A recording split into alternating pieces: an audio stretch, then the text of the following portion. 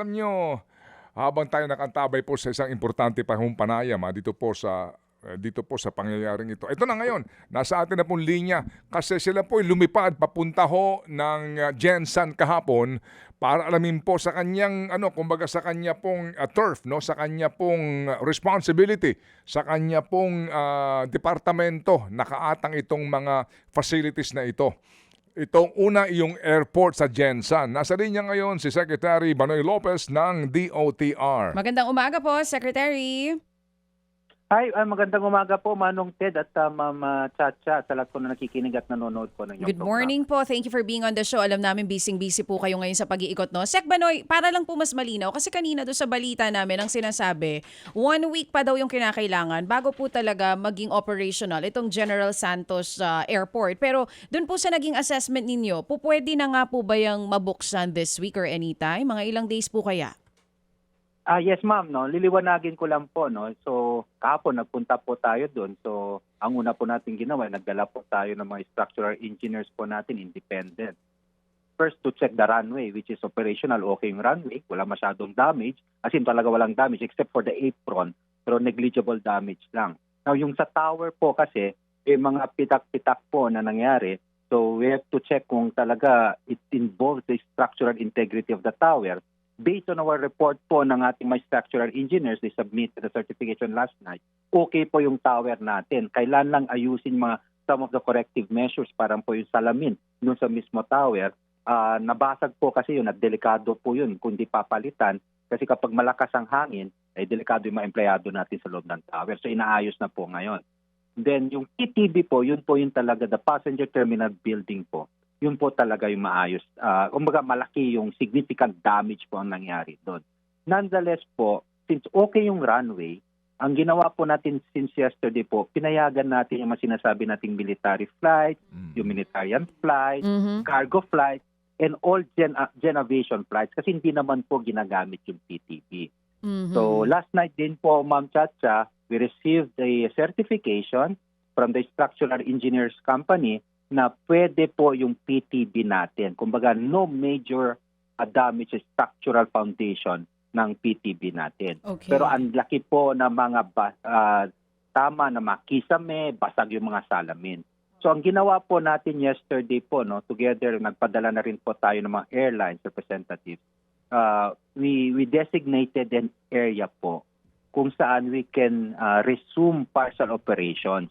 Kasi yun talaga ang utos ng ating Pangulo na ibalik talaga kaagad yung serbisyo ng ating mga paliparan without sacrificing the safety of the passengers, the crew, and the employees. So yun po yung sinasabi natin na bigyan nyo kami ng 1 week o sa tingin nga po namin ngayon based on our assessment, baka less than a week pa para manumbalik yung commercial operations ng ating Jensan Airport. But not the entire, we cannot utilize the entire PTB po, no? So only a partial. Pero kapag I don't know if we have photos na po, nilinis na po natin yung mga debris, the electrical power, we made sure na restored na po last night, pati yung water supply, lahat po yan inayos na po natin. Para po ngayon, sisimulan na lang po natin yung pag-ayos ng designated area where we can do a partial operation. Yun, at least malinaw po ngayon. For military flights, it's now open. Pero for commercial flights, it will be open hopefully a week from now. Partial operations. Tama po? Tama po, ma'am. Tama po yun, Ma'am Chacha. Or less than a week. It's more of a coordination sa airlines po natin kasi nga po ang ginagawa din natin ngayon sa scheduling din po. Kasi before, sa laki ng ating airport, pwede magsabay-sabay yung ating mga flights. So we can have, parang we can give a comfortable space sa ating pasahero dati po. Ngayon, since a portion na lang po ng ating airport ang magagamit na safe, habang inaayos yung iba, the board up natin, kailangan may proper scheduling po yung mga flights. Otherwise, magkukumpul-kumpul po yung mga pasahero, kawawa naman po sila, mainitan sila.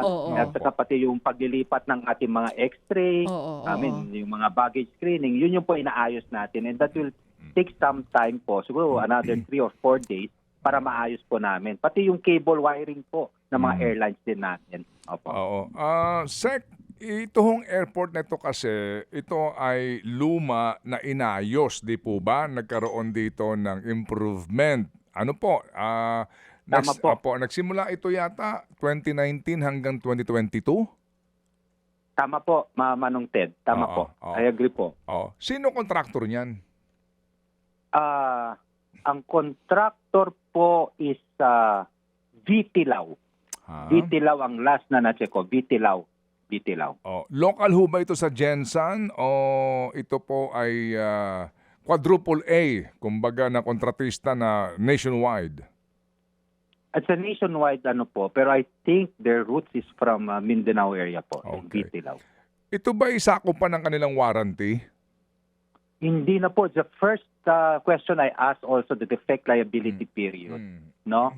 So, hindi na sakop daw. Sabi ko, kung sakop pa yan ang warranty nila, ipaayos na natin. Hindi na daw po kasi na-turnover na yata sometime, I don't know, 2022 o 2023. Oo. Pero the good thing ngayon, Manong Ded, merong phase na inaayos. Merong isa pang phase to dun Oo. na parang may scope of work na ongoing. Mhm. Ang the same contractor daw, VTLAW, as per CAAP. So sabi ko, itong ongoing na to, iayos nyo na yan. Sabi ko, kapag ongoing yan, dapat isama na yan sa pag-aayos. Ongoing pala yan So may area po doon na may ongoing po sa VTLAW po. Oo, ito pong airport na ito is operated by CAAP. Opo, Manong Ted. Okay. Ngayon po, itong kontratistang ito, naibigay yung kontrata panahon po ng past administration. I agree, Manong Ted. Okay. Ngayon, sir, kapag ho ba ganyan na turned over na sa CAAP, yan ba ay insured sa GSIS? Lahat po ng insurance supposedly po ng government is with GSIS po. Tama po kayo sa puntong yan.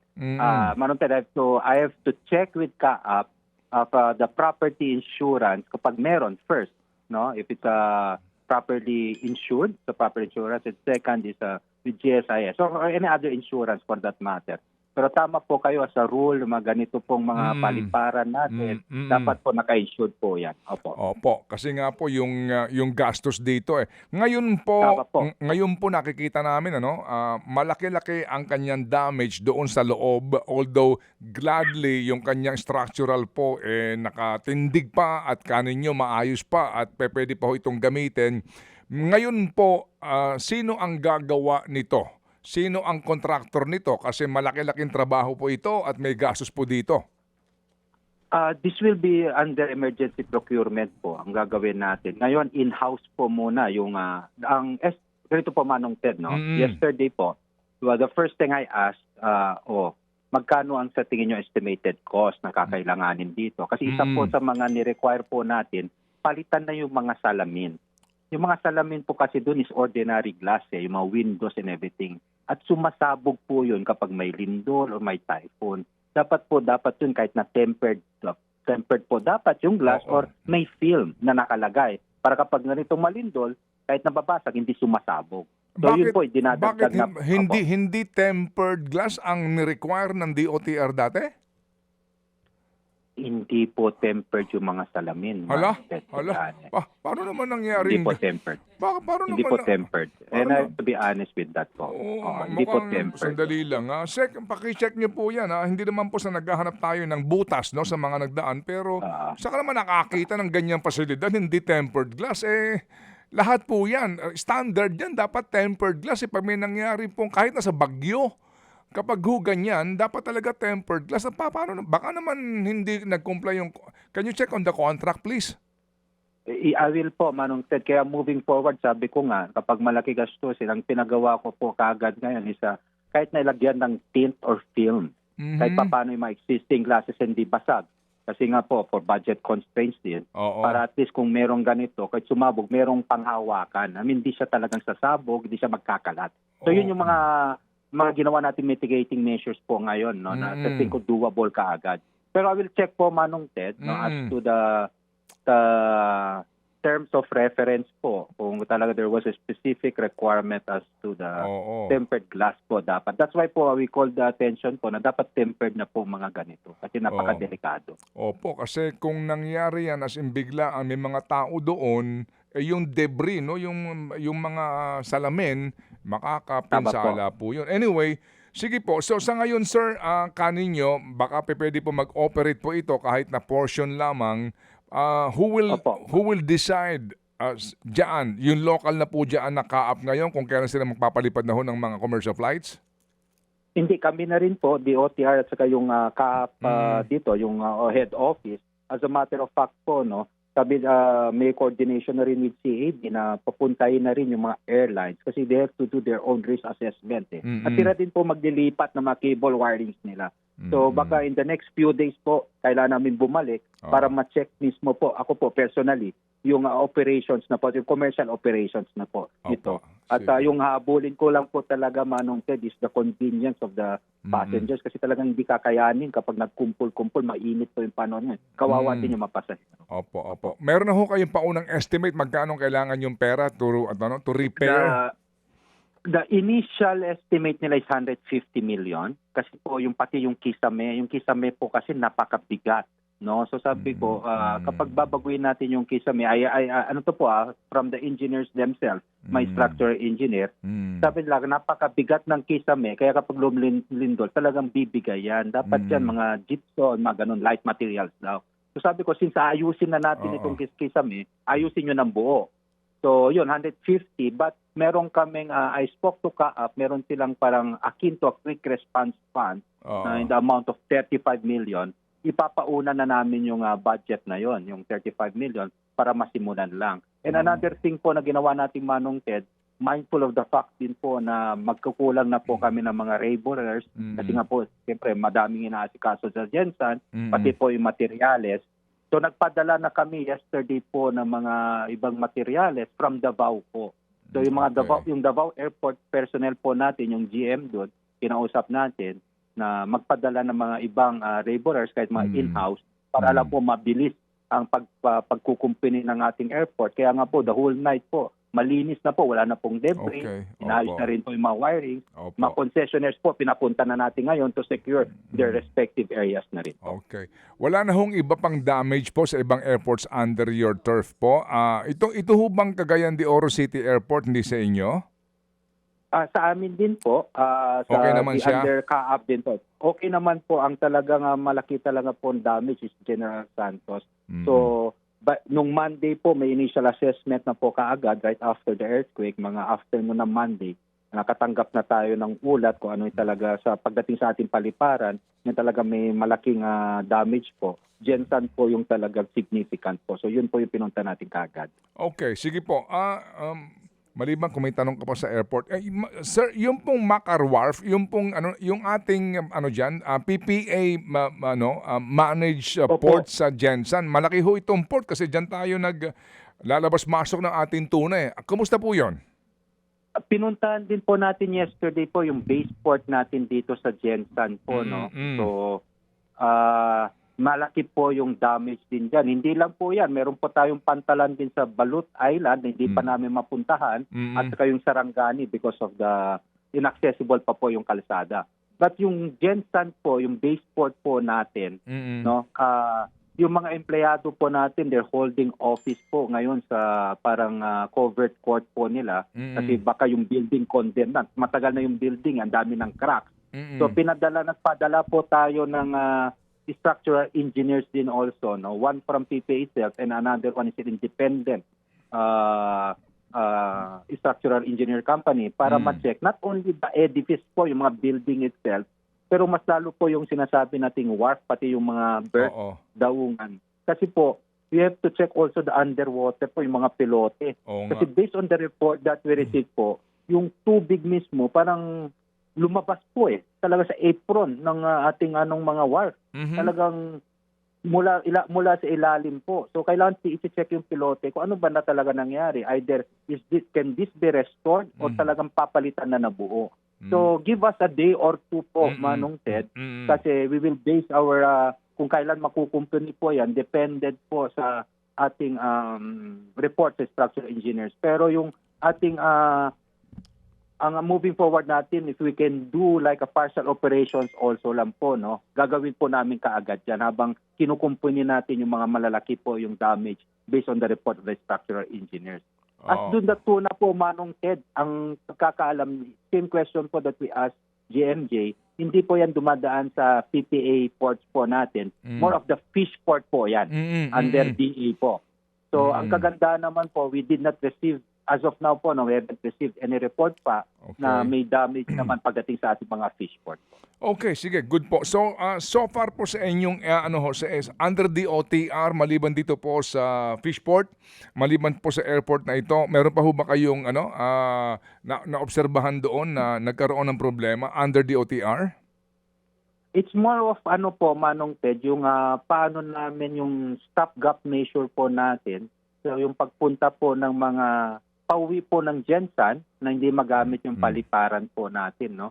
So ang ginawa po namin ngayon, Manong Ted, is that in coordination with the airlines, lahat po ngayon ng biyahe papuntang Davao or Cotabato, Davao Airport o Cotabato. Nonetheless po, nagpa-issue tayo as early as Monday ng special permits ng mga buses, no, para at least pagdating nila sa airport mismo ng Davao, for example, hindi na nila kailangan lumabas sa Davao Airport, may staging area na doon, at sumakay lang sila ng bus to bring them also sa Gensan Airport para magiging point to point. So yung biyahe naman po yata is 2.5 hours to 3 hours po. Yun yung estimate po. Libre yun. Libre. We asked the airlines to cover it po na gawing libre. Sabi nila hindi nila mako-cover because force majeure. So in the meantime po, hindi po libre po, Manong Ted. Hindi pa pwedeng ilibre. Well, sige, sakripisyo muna ng mga pasahero. They have an option naman, Manong Ted, either to rebook, refund yung mga yung mga nabili nilang ticket. So yun naman without additional fees na po.